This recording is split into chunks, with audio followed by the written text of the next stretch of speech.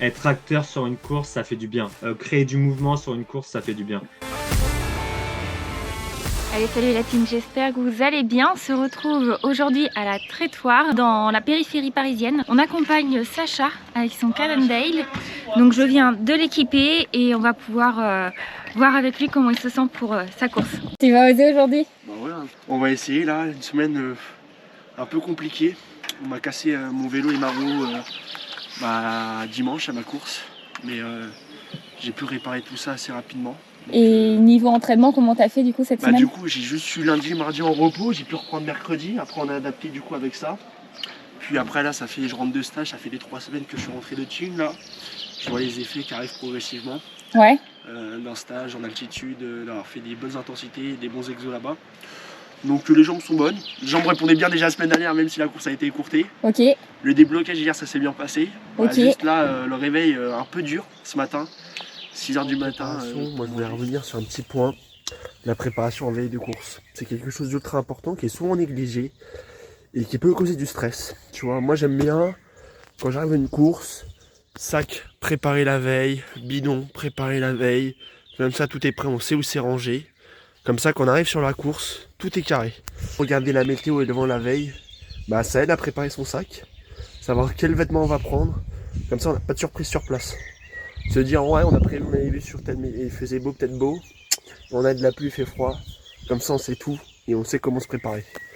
On sera en février, mais bon, moi ça me dérange pas, j'aime bien les conditions un peu dantesques, ça peut décourager certains, moi ça me motive encore plus. Donc finalement après, une opportunité. Une opportunité qui peut s'ouvrir, il y a un bon niveau aujourd'hui, on est quand même 105 coureurs en Open 2, Open 2-3, une course 2.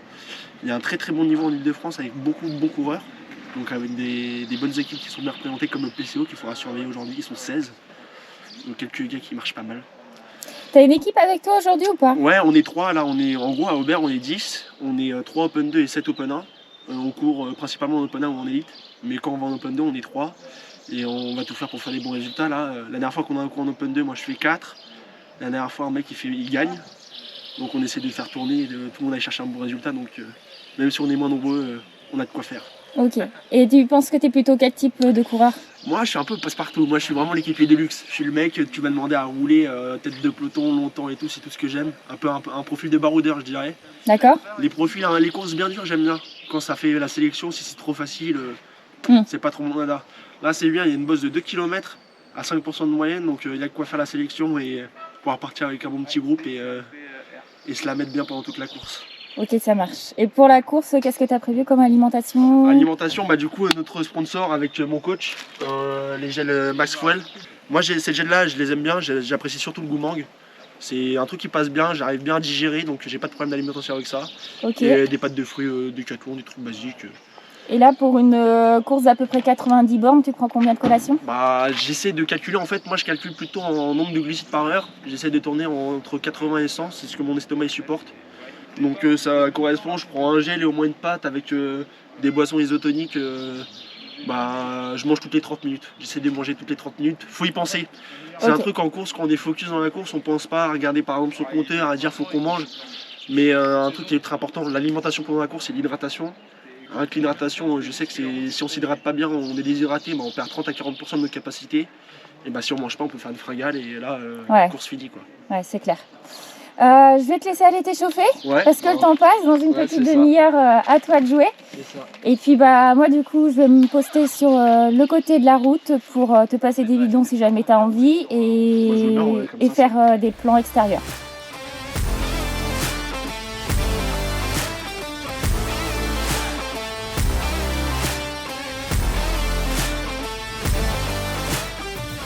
Donc là pour le coup ma petite mission sera d'avoir les bidons dans le dos pour pouvoir lui passer lorsqu'il en aura besoin en deuxième partie de course. Et je vais aussi pouvoir filmer un petit peu de l'extérieur. C'est l'avantage d'être présente sur le lieu de la compétition, c'est que ça lui permettra d'avoir un peu plus de contenu pour cette vidéo et c'est encore mieux pour vous du coup. Mais par la suite là on est sur une course Open 3, Open 2 donc forcément je vais pas avoir vraiment le niveau de pouvoir suivre un tel peloton. Donc je reste sur le bord. Mais si vous de votre côté vous êtes intéressé à ce que je puisse vous équiper de la sorte, sachez que si on a à peu près le même niveau, donc jusqu'à Open 3, dans ces cas-là, je pourrais faire la course avec vous. Portez également une petite caméra et comme ça vous aurez des plans extérieurs de vous, mais à l'intérieur du peloton.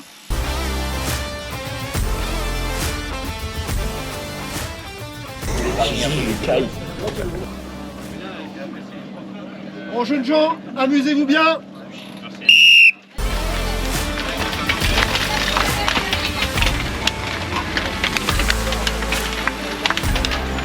C'est pas réel, c'est bon, c'est lancé. Alors du coup, Sacha, raconte-nous comment tu fais pour t'échauffer.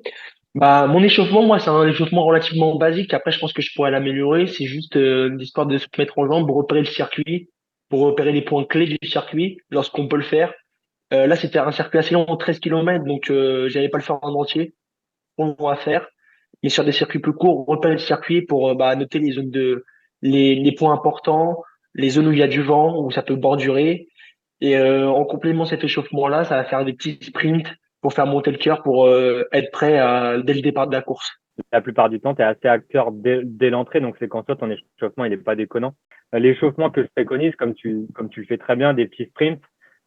Après, ça dépend des moments, c'est-à-dire que c'est là où du coup, vous devez apprendre à vous connaître sur comment votre corps et ce qu'il a besoin à l'instant T. C'est-à-dire qu'il y a des fois, on va être à l'échauffement et on va avoir la grosse patte. Et en fait, là, de mettre du gros braquet, ça peut le permettre de le réveiller. À l'inverse, par contre, des fois, on va avoir la patte grave fluide et du coup, des petits sprints de 6-7 secondes, ça va te débloquer. Et du coup, dès le début, tu restes en première position, tu te mets à l'avant. Bah écoute, départ que je fais un départ rapide où je prends les commandes dès le début. Je voulais peut-être finir un peu mon échauffement, il faisait froid, le circuit était assez long. Je me suis dit pourquoi pas, histoire de se débloquer la patte, de faire le départ, commencer à appuyer un peu. Mais là, pour l'instant, au tout début, je sens que la patte est bien, elle se réveille tranquillement, comme il est encore tôt le matin, on se met en jambes. Et là, du coup, on va avoir 5 coureurs qui vont sortir. Est-ce qu'il y a une raison particulière au fait que tu ne suives pas le mouvement? Bah, je suis pas le mouvement pour une première option. Bah déjà, je viens de sortir, donc j'ai déjà fait monter le cœur un peu. On est en début de course, donc j'y crois pas trop sur une échappée qui peut partir comme ça. Et j'étais pas tout seul sur la course, on était avec deux autres collègues de mon équipe. Et je me suis dit, bah l'un des deux va y aller derrière pour suivre le coup. Et là, du coup, on voit que à peu près 15 secondes après leur passage, tu te mets à appuyer plus fort pour aller les récupérer. C'est ça, parce que je vois pas mal de mecs qui sortent et tout derrière. Je vois que ça réagit pas, donc je me dis, sur un malentendu, on peut aller faire le jump tout seul, peut-être avec quelques personnes dans la roue et créer une échappée. Niveau stratégique, c'est pas si bête d'avoir relancé parce que dans l'idée, si on parle un peu de cohésion d'équipe, vu qu'il n'y a pas de gars devant, bah tu peux pas laisser partir. Maintenant, individuellement, je pense que j'aurais pas relancé. L'erreur que tu fais pour moi, elle est dès le départ, c'est-à-dire qu'à ok, t'avais froid et du coup tu te réchauffes, mais du coup en fait tu te retrouves tout devant et automatiquement bah il y a des vagues de derrière qui vont sortir. Donc ça c'est un peu le petit start-up, mais dans l'idée je suis pas sûr que c'est joué beaucoup, même si ça a pu. Bah, tu as peut-être lâché une petite cartouche à vouloir récupérer le groupe. Depuis que tu as récupéré l'échappée, tu restes bien placé. Et on a Julien qui vient de passer devant. Tu vas remonter avec lui. Alors c'est ça, ouais, j'ai décidé de remonter à ce niveau-là parce qu'on est arrivé au pied d'une descente. La route était un peu mouillée, la descente, je n'avais pas pu la reconnaître à l'échauffement comme elle était à près 3-4 km du départ. Donc du coup, j'étais pas allé aussi loin sur le circuit, donc j'avais pas pu la reconnaître. J'avais principalement fait à mon échauffement le reco de la montée. Et du coup, bah, j'ai préféré aborder cette descente comme je la connaissais pas en tête pour prendre les courbes que je voulais. Grosse descente à Tignes. J'ai rien contre à Tignes ici. En fait, c'était quelques semaines avant, on était parti à Tignes en stage en altitude. Ça rappelle Tignes quand on descendait pendant 25-30 km dans la vallée, plein phare, pleine balle. Vas-y Julien. Vas-y.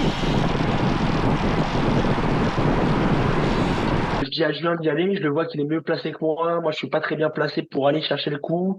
Et dans le but, il y a au moins un gars du club qui suit le coup. C'est à son tour d'y aller. Comme moi, par exemple, on l'a vu en début de la vidéo, bah, je l'ai fait l'effort au début. C'est un sport qui est individuel, mais aussi c'est un sport collectif. Il faut qu'on soit en équipe et qu'on s'entraide. Là, moi, après, je reste dans la roue. Je vais peut-être suivre une vague un mouvement qui va aller vers l'avant. Mais là, mon objectif, c'est rester positionné dans les 15-20 premières positions du peloton et et voir ce qui se passe. Donc là, Julien s'est fait reprendre. Par contre, il y en a quelques-uns qui ont réussi à sortir. C'est ça. Il y a eu une première vague de 5-6 coureurs qui sont sortis, avec aucun de chez nous devant. Et il y a une deuxième vague qui a essayé de sortir. On envoie un attaqué, un deuxième attaqué. Tout le peloton a suivi derrière. Donc on se retrouve à ce moment-là un peu piégé, avec une échappée de 5-6 coureurs, avec pas mal de costauds, des mecs que je connaissais, que je sais qui roulent pas mal devant, sans gars de chez nous représentés et sans forcément de clubs qui vont rouler derrière pour maintenir l'échappée et pas lui laisser trop d'avance. Je suis vraiment au cœur du peloton, donc en termes d'économie d'énergie, là, je suis optimal. J'arrive à avoir quand même une vision sur l'avant de la course de ce qui se passe, mais je ne peux pas réagir sur un moment de course. Pour dans ce type de course, sur une grosse partie du circuit, ça va pas forcément rouler, et rouler extrêmement fort dans une bosse, donc une échappée qui a entre 15 et 20 secondes au pied d'une bosse, sur un peloton qui va vouloir monter pleine balle, va se faire reprendre assez facilement. Donc moi, je comptais sur un effort dans la bosse, où il fallait faire l'effort. Pour l'instant, je trouve que le placement, il est bon. Alors là, d'être un petit peu plus haut pour voir un peu plus, ça aurait été peut-être mieux, mais et être un peu plus groupé avec Julien. Mais dans l'idée, il y a pas grand-chose à dire. Bon, à part avoir loupé cette vague, mais bon, 8 kilomètres, ça va rentrer, je pense. Après, l'idée, c'est voilà, c'est être vigilant et comme l'a dit Sacha, être vigilant dans la bosse, quoi. Pour s'il y a un coup qui sort, là, il faut qu'il soit dedans, quoi. Il faut qu'il suive la vague. Donc, on va voir comment ça réagit par la suite.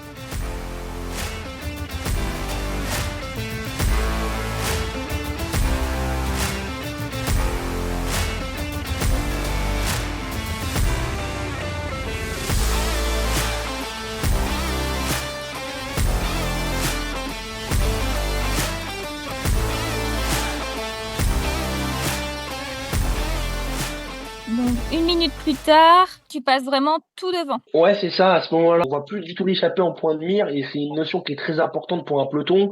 Si on commence à plus voir une échappée, c'est là qu'on commence à se décourager. Moi, je me laissais un peu endormir à me retrouver derrière parce qu'on était un peu sur un faux rythme. Je me dis, allez, on va se réveiller, on va relancer un coup, on va essayer de revenir, d'essayer de prendre aussi un coup d'avance, peut-être parce que on était tôt le matin, je savais pas encore l'état complètement de mes jambes, comment elles étaient ce jour-là. Alors justement, tu es resté devant jusqu'à la fin du premier tour, donc ça fait 5 minutes 30 au total où tu as été devant et à fournir l'effort. Et j'ai pas eu l'impression que tu aies demandé de relais à ce moment-là. Est-ce que du coup c'était volontaire de ta part ou t'étais parti en mode un peu pilotage automatique et t'y as pas trop pensé? Un peu des deux. J'ai mis une première attaque pour essayer de relancer le coup. Et après, je me suis dit, j'ai deux bons grimpeurs dans mon équipe là aujourd'hui, où l'arrivée pour leur correspondre. Et si on commence à laisser une échappée partir comme ça loin, ils vont jamais revenir. Voir aussi c'était d'une manière de voir comment aussi les autres vont réagir. Et je me suis dit, on peut reprendre au train du temps sur l'échappée. Et j'attendais aussi au cours de la bosse que ça s'anime un peu. Comme je crois qu'on va pouvoir le voir un peu derrière. Et auquel cas, on allait revenir facilement sur l'échappée et que écrémer déjà un peu par l'arrière. OK. Et question peut-être bête, mais que sûrement, plusieurs abonnés se posent. Moi, personnellement, j'ai plutôt l'habitude de rouler seule dans les compétitions, donc je suis obligée de me faire des alliés de circonstance. Est-ce que quand on est dans une équipe, comme la tienne, ça se fait toujours les alliés de circonstance ou du coup pas trop parce que vous êtes vraiment, soudés entre vous? Alors, ça se fait sous certains cas, mais ça se fait un peu moins comme on est une équipe, on est 10 coureurs. Là, on est que 3 par rapport à la catégorie, mais souvent on est 10. Donc, en fait, dans les consignes de course qu'on a, on va se focus plus sur 2 ou 3 coureurs pour aller chercher la victoire. Et donc, du coup, sur des moments comme ça, en fait, ça va être un esprit d'équipe où on va se relayer, on va mettre quelques unités à aller rouler à voire 2, voire 3 pour essayer de gérer la course. Donc, on se retrouve un peu que le club a roulé. Après, ce qui peut se passer, c'est à ces moments de course, c'est qu'il y a 2 clubs qui peuvent être intéressés par ça. Ils vont venir nous épauler. Là, il y avait le club de l'AMI qui était un peu nombreux. Il y avait 2 clubs qui étaient pas mal représentés, mais qui ne sont pas venus forcément m'aider dans la bosse, là, auquel cas où je fais mon effort, pour essayer de revenir sur l'échappée alors qu'ils n'avaient pas de coureur devant. Donc, j'étais un peu seul dans ce moment de course que j'ai fait. J'ai brûlé quelques cartouches, mais ça m'a permis aussi de continuer mon cheminement, à me réveiller, à tester tout ça. Et voilà, là, comme on le voit là, il y a un mec du Peltras qui attaque pour essayer de relancer le rythme. Il n'a pas été suivi, donc je pense que je mettais quand même un tempo assez soutenu. J'ai pu aussi discuter un peu avant la course pour savoir comment se sentaient les autres et ils me disaient qu'ils se sentaient bien et c'était un profil de course qui les correspondait. Et moi, je fais aussi un peu le profil du coureur où moi, j'ai aucun problème pour me sacrifier pour les autres, pour rouler pour les équipiers, Comme on dit, c'est un sport qui est individuel, mais aussi un sport d'équipe. Donc le résultat individuel et collectif, pour moi, est ultra important. Donc même si c'est pas moi qui va faire peut-être le meilleur résultat de la course, bah si c'est un autre gars de mon club qui va chercher la meilleure place, bah je serais content pour lui et pour le club aussi. Ok, donc si je comprends bien, tu as fait exprès de faire les choses un peu à l'envers de la coutume quand on roule seul. C'est-à-dire que quand on roule seul, généralement, on sait que ça attaque en haut des bosses, donc on se met à l'abri, puis on garde de l'énergie pour le sommet. Là, toi, comme tu t'es dit que l'important, c'était de revenir sur l'échappée pour tes coéquipiers, valait mieux forcer les gens à aller vite dès le pied de la bosse, quitte à ce que ce soit compliqué pour toi sur le sommet, mais pour accentuer les chances de revenir sur l'échappée. En fait, c'était ça. Le but, c'était de monter la bosse à un bon tempo, auquel cas reprendre un rythme sur l'échappée, reprendre du temps sur l'échappée.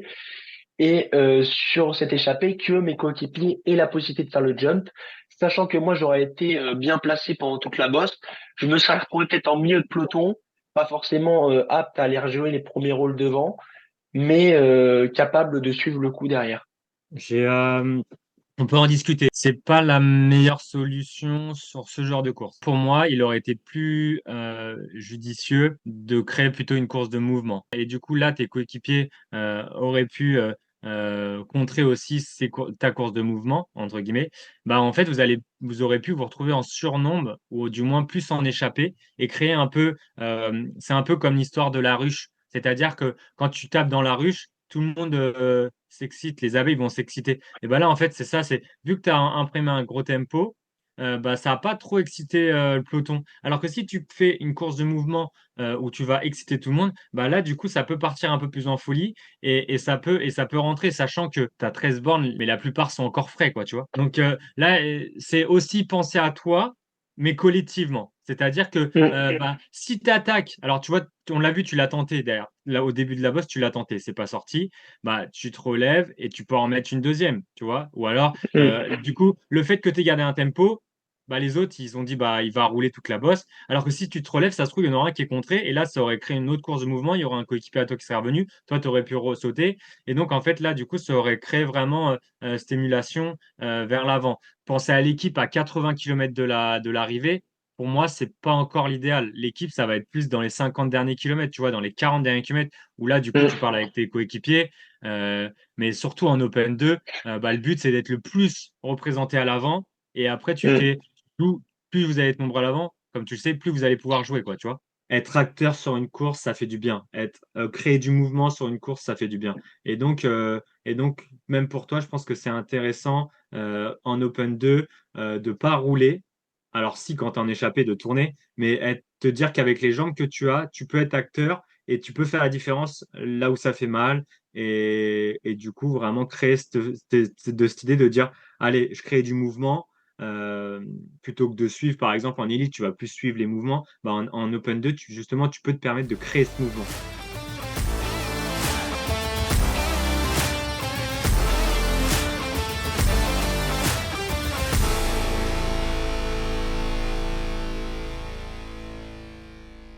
On en est où là dans la physionomie de course? Devant, il y a toujours les 5-6. On ne sait pas où ils en sont. Il y avait 1 minute de retard sur l'échappée, là, en haut de cette bosse-là. Cette bosse-là, on n'a pas monté très vite. C'est peut-être pour ça aussi que l'échappée a pu prendre aussi autant d'avance. Suite à ça, bah, tu te retrouves dans le peloton et je pense que t'en profites aussi pour récupérer un petit peu parce que du coup, pendant 10 minutes, tu vas rester à peu près sur la même position. C'est ça, j'en profite pour souffler, pour manger, me réhydrater. Après, avec le circuit, je commençais à le connaître, je voyais à peu près les points importants de la course où ça pouvait basculer ou aller faire quelque chose.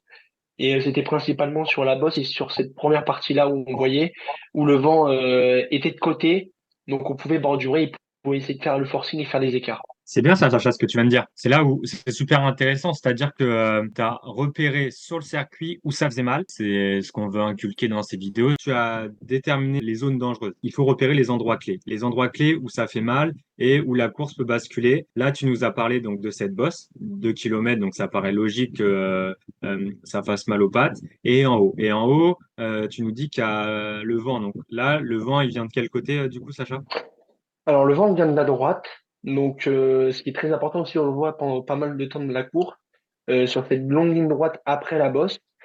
Je suis toujours placé à gauche.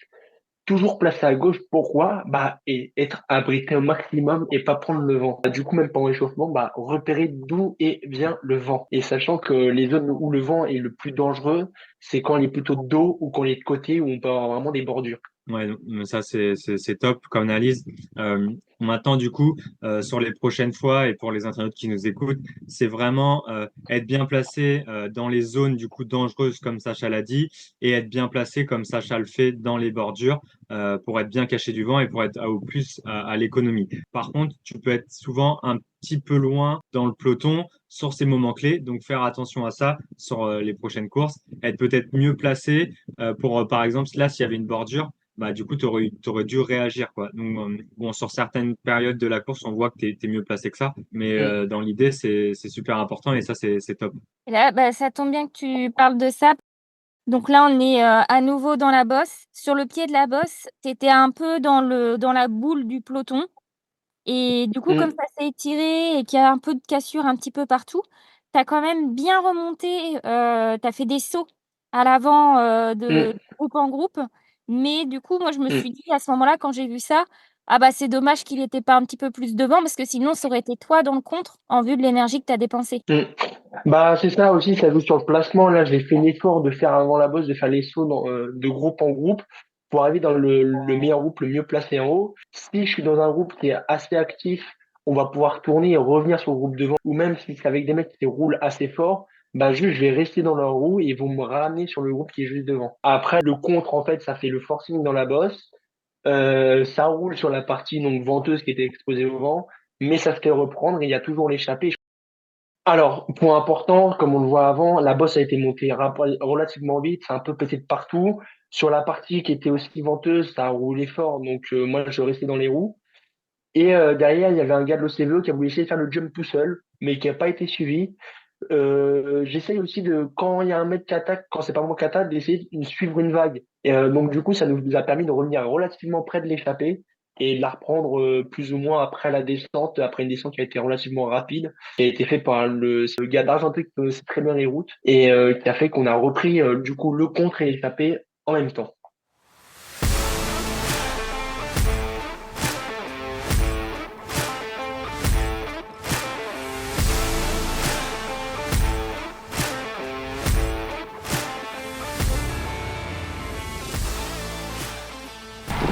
Bien, c'est comment? Ça va. Non, ça va. On arrive à la mi-course, l'échappée a été repris, les cartes sont rabattues pour tout le monde. Je fais un petit point avec lui parce que moi, à ce moment-là, je sentais qu'il n'avait pas, c'était pas là les jambes des grands jours. J'essayais de dire envers eux comment ils se sentaient. Auquel cas, je lui répondais qu'il était dans une forme exceptionnelle, qu'il se sentait extrêmement bien ce jour-là. Et pour voir peut-être aussi la stratégie de course qu'on pouvait aborder sur cette deuxième moitié de course et voir comment il fallait courir. 4 minutes après ce moment-là, il y a un mec qui a réussi à sortir qu'on aperçoit légèrement devant et du coup, ça excite un petit peu tout le monde et ce qui fait que dans la bosse, ça va monter une fois de plus, à bloc Mm. et ça va mettre un peu de cassure partout. Là, ton cœur dans la bosse, à ce moment-là, il monte à plus de 190, je crois. J'étais au taquet dans cette bosse pour suivre les coups parce que là, je sentais que ça montait fort et suivre les bons coups. Après, mon cœur, c'est une info qui fluctue beaucoup entre les courses, entre les jours. Des fois, je peux avoir très bien le cœur qui peut monter jusqu'à 200, 205 et avoir des autres jours où il va pas monter à plus de 190. OK. Lorsque je fais une course, je ne veux pas forcément me baser sur mes données cardiaques qui ne sont pas forcément présentées sur mon Garmin que je ne regarde pas. J'ai plus essayé de regarder par rapport à mes watts et par rapport à la sensation ressentie de l'effort, qui est vachement important parce que c'est des données qui peuvent être vachement fluctuantes au cours du temps. Et d'un jour à un autre, bah, c'est pas les mêmes. Donc, si je me baserais que par rapport à ça, je pourrais me dire, ah, je suis extrêmement bien, je suis au point d'explosion, alors que je peux me sentir avec énormément de ressources. Mais à ce niveau, à ce moment-là de la course, la bosse a été montée fort, comme on le voit, bah, en haut de la bosse, mes deux autres coéquipiers sont avec moi. Donc, on a fait la bosse, on a voulu être placé, pour éviter déjà les cassures et être à l'avant et pouvoir attaquer si besoin. Sacha a très bien résumé la situation sur le cardio-fréquence mètre qui fluctue, que ce soit avec le temps, la fatigue, Et donc ça, c'est vrai que c'est un indicateur qu'il faut prendre en compte parce que il montre quand même un peu l'essence même de ce qui se passe dans le moteur, mais il faut pas non plus en faire une obsession parce que bah ça, il varie avec toutes les choses qu'on a dit précédemment. Là, la Boss, elle a été montée à plus de 345 watts, donc ça a Mm. monté fort. Du coup, Sacha, il va repasser tout devant. Ouais, il y a Ouais. des groupes devant. Sauf que du coup, Mm. tu te mets à rouler fort alors que la nouvelle échappée, elle est quand même assez loin. Et du coup, on retombe un peu dans le même principe que tout à l'heure où tu roules un petit peu en pilotage automatique au seuil.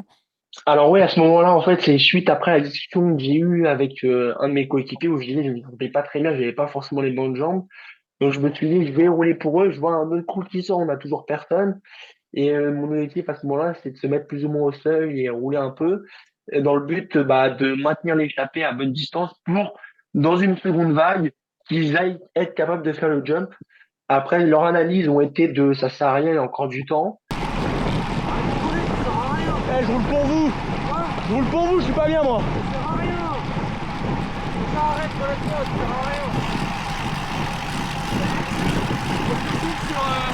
Le vélo de Sacha de Maria. Voilà Sacha qui roule pour reprendre l'échappée. Enfin. Leur analyse ont été de ça sert à rien, il y a encore du temps. Qui a été le bon choix plus ou moins, les efforts ont été faits par d'autres personnes. Et je crois qu'on revient 15 ou 20 km plus tard sur l'échappée où il y a un compte qui sort avec eux dedans. Mais du coup, avant de te le relever, tu as quand même fait 6 minutes tout seul devant à tracter le peloton, quoi. C'est un peu aussi ce que j'aime faire. Moi, j'aime bien, j'aime pas trop rester dans les roues. J'aime bien prendre le vent, me faire mal aux pattes. Donc ça, c'est des efforts que j'ai l'habitude de faire ou que j'apprécie. Et même si je suis pas dans un jour bien, c'est des efforts, je me dis, qui me paieront pour plus tard, qui me donnent de la caisse et qui me font un peu des simulations comme si j'étais en train de vouloir prendre le vent en échappée. Donc là, j'avance jusqu'au kilomètre 71 parce que du coup, entre le moment où tes coéquipiers t'ont dit ça et jusqu'au kilomètre 71, il s'est pas passé grand-chose parce que tu t'es un peu Mm. ravité et tu t'es mis dans la boule. Et C'est ça. du coup, arrivé justement à 1h53 de course, tu commences à repasser devant et tu interroges les autres coureurs. Vous avez un 4 ans. Sortie du dimanche. Sortie du dimanche. Ouais, tranquille. Vous avez un 4 ans. Ouais, non. Ah. Go. Au moins, il y en a deux. Alors, à ce moment-là, ce qu'on ne voit pas qu'on n'a pas vu forcément dans la vidéo, c'est que mes deux coéquipiers sont partis en contre. Moi, je me suis mis par la suite en tête de peloton dans le but, en fait, de faire un peu les endormir en même pas un tour. Mes amis qui étaient partis prendre une minute sur le peloton. Je demandais un peu à qui était devant, s'il y avait des gars devant ou pas. Je cherchais juste à endormir le peloton pour que bah, mes coéquipiers qui sont partis devant bah, prennent le plus de temps possible, prennent le large le plus loin possible et qu'on les revoie pas avant l'arrivée. Parce que là, du coup, il nous reste juste le dernier tour. Et en fait, le dernier tour, j'ai eu l'impression que tu n'avais pas fait grand-chose. Le dernier tour, il y a vraiment rien à dire à part la bosse Ouais. finale où je me sentais pas très bien et je fais juste l'effort pour faire le meilleur résultat possible, c'est tout. Ouais, c'est ça, parce que je t'entends dire, alors qu'on est à la moitié du dernier tour, bon, bah, c'est plié, en gros, c'est bien. Et puis, là, on voit dans la bosse finale, effectivement, que ça s'étire, que ça commence à être compliqué, quoi. J'ai entamé la bosse bien placée et après là, c'était un peu bah pied survie jusqu'à la fin. Tu es capable de mettre d'appuyer le plus fort possible sur les pédales jusqu'à la fin. Ça faisait que de monter. Moi, j'étais un peu sec. J'avais pas les jambes qui avaient trop répondu pendant la course. Donc voilà, donc je m'accrochais jusqu'au bout bah, pour faire le meilleur résultat possible et à attendre de savoir ce qu'ils ont fait les autres.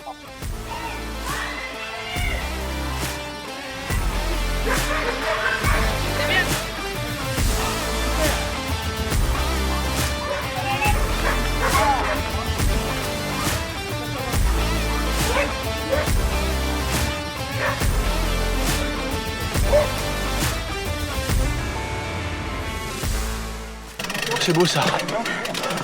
Et toi? Ah oui, je vais pour la confiance. Ouais, c'est bien, je vais t'as dénévé, t'as peut-être ta 400 ou 420 pour dire. Ouais, c'était dur. C'est mérité, gars, parce que c'était le seul qui roulait quand on était échappé. On est satisfait de la course, du résultat dans la globalité. Donc, c'est cool. C'était une bonne expérience. À voir quand ça sortira. Et voilà. Sur l'aspect collectif, c'est bien. Après, moi, personnellement, pas les grandes cannes, quoi. Il y a des jours comme ça, mais on fait le travail pour les autres. Même au niveau amateur, ce qu'il faut se dire, ce qui a permis de progresser, je trouve, c'est même si on n'est pas bien, Même si on fait du vélo pour le kiff, on court en équipe. Et si un jour on n'est pas bien et les autres copains ils sont bien, bah, on roule pour les autres. C'est clair. Et est-ce qu'il y a quelque chose que tu aurais aimé faire autrement? Peut-être j'aurais pu plus m'économiser en début de course à vouloir rouler un peu partout sur tout le monde, peut-être éviter. Après, c'était aussi à travailler la stratégie de course. La course a été dure à lire aujourd'hui, ça court très bizarrement. Donc il fallait avoir le flair pour trouver la bonne, savoir quand ça allait bien partir. Et ça, je ne l'ai pas trop eu aujourd'hui, donc ça c'est ce qu'on pourrait dire comme point d'amélioration déjà à chaud. Bon, Ok, déjà, ça il y a du positif, hein. Ce qui est bien, c'est que tu es très dans la cohésion d'équipe, tu as fait des efforts qui vont te faire progresser pour la suite. Par contre, juste le petit point, pour moi, au niveau tactique, c'est soit t'es pas assez bien placé, coup, du moins, tu sais, de pas pouvoir réagir comme tu veux et d'être un peu à reculons. Tu vois, par exemple, dans la bosse, des fois, tu faisais l'effort quand ça montait fort parce que ça pétait. Et le fait d'être un peu mieux placé te permettrait de lâcher moins de cartouches. Là, on est vraiment sur de l'optimisation pour la suite, pour les prochaines courses. Et après, je pense que dans l'idée d'avoir revu ces images, c'est aussi important pour toi de voir aussi ce que tu fais, tu vois. Ça peut être sympa parce que quand tu es dans la course et tout, tu es à fond, tu te rends pas trop de trucs, enfin trop compte de la chose. Et là, de les revoir à froid, ça peut être intéressant pour toi aussi, même pour la suite, tu vois, sans le fait que je te dise et que je te donne des conseils aussi. Donc ça, c'est essayer d'être un peu plus haut au moment clé, tu vois, par exemple, avant la bosse, dans l'idée, c'est de te placer souvent avant la bosse, tu vois, pour être vraiment bien placé, sachant que, comme tu me l'as dit, les moments clés, c'était la bosse et en haut, ça bordurait. Et ben, si tu étais un peu mieux placé, tu aurais moins fait d'efforts dans la bosse et tu aurais peut-être moins lâché de cartouches. Et aussi, à l'inverse, des fois, alors, ça va, ça va avec ce que je t'avais parlé un peu sur le fait d'être généreux dans l'effort et généreux auprès de l'équipe. Je trouve que des fois, du coup, tu es un peu trop bien placé. Et du coup, ça t'oblige à rouler. Et du coup, il y a des vagues qui sortent. Et là, bah, ça peut être un peu plus compliqué en termes d'énergie, tu vois. En fait, tu peux amener ta pierre à l'édifice à l'équipe différemment. C'est-à-dire que euh, si tu es avec eux devant, et bah, tu vas plus les aider. Par exemple, hein, si tu arrives à choper cet échappé et vous êtes à trois devant, ça va avoir un plus gros impact à ce moment-là que d'avoir roulé avant. Alors tu vas me dire, ouais, si j'avais pas roulé, ça serait peut-être pas rentré. Oui, mais dans l'idée, si tu es devant, du coup, tu peux te faire un résultat. Vous allez être à trois, donc vous allez être en supériorité. Donc là, vous allez pouvoir vous amuser. Donc vous allez apprendre à gagner en équipe. Et c'est pour ça que moi, j'ai du mal sur les stratégies d'équipe d'avoir des briefings pour les trois quarts, allez, la moitié de la course. Pour moi, en fait, la moitié de la course, tout le monde doit être un peu acteur, intelligemment. Et après, dans les 40-30 derniers kilomètres, c'est là où du coup, ok, bon, comment tu te sens, Julien? Comment tu te sens, Quentin? Ok, bon, on essaie de se retrouver à l'avant. Bon, ça finit au sprint. Qui va le plus vite? Ok, donc si ça finit au sprint, c'est pour lui. Et par contre, voilà, créer une course de mouvement. Ok, t'attaques, on enterre les mecs, on fait le saut. Alors je reviens, on roule à deux et on va gagner à deux. Enfin, tu vois. Mais pour moi, tu as lâché beaucoup de cartouches et il faut que tu prennes confiance en toi de te dire que, ok, ils sont deux devant mais c'est pas pour autant que tu peux pas être avec eux devant, quoi, tu vois. C'est pas parce que tu attaques, par exemple, parce que tu as des mecs devant pour rentrer devant et que tu rentres tout seul, que c'est mauvais, tu vois. Au contraire. Côté data analyse, tu as fait ton record de puissance sur cette course, sur 8 minutes et 9 minutes. Tu as fait ton troisième record de puissance sur 10 minutes, ton deuxième record de puissance sur 6 et 7 minutes, et ton quatrième record de puissance sur 5 minutes. Tu as eu des puissances qui sont sur la fourchette la plus basse que tu aies faite. Donc, il y avait un réel travail à faire sur des efforts de 10 à 45 secondes. Et donc, c'est pour ça que les semaines à la suite, tu as eu du lactique, tu as eu de l'explo, que tu as eu les critos qui sont arrivés. Donc, tu as vraiment ce travail-là qui est acté et qui a été fait par Progress pour que tu développes encore plus ces efforts assez courts. Nickel. Top. Je pense que c'est tout bon. C'est un gars de chez moi qui gagne, donc je suis content, c'est bien. Ça fait aussi tourner l'équipe sur les victoires. Et puis voilà, on continue à travailler à l'entraînement avec Progress, à s'améliorer et à revenir en forme pour toute la saison et la suite de la saison, comme la saison est encore longue. Donc encore pas mal de courses à faire, à apprendre de cette analyse-là qui a été faite, donc de comprendre ce qui a été amélioré et les mettre en place sur les autres courses qui suivent. J'étais collé au bitume, moi.